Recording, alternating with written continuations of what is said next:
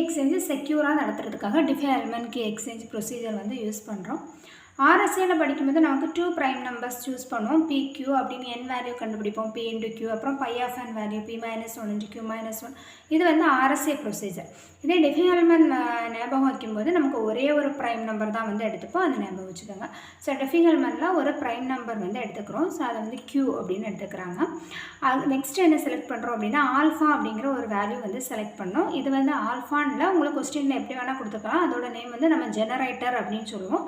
இல்லைனா Qவோட primitive root அப்படின்னு சொல்லுவோம். சரி, இந்த 2 டேர்ம் யூஸ் பண்ணி இதை சொல்லுவாங்க.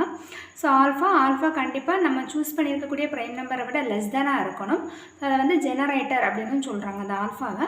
இன்னொரு கண்டிஷன், ஆல்ஃபா வந்து எப்படி இருக்கணும் அப்படின்னா Qவோட ப்ரிமிட்டிவ் ரூட்டாக இருக்கணும் அப்படிங்கிறது ஒரு கண்டிஷன்.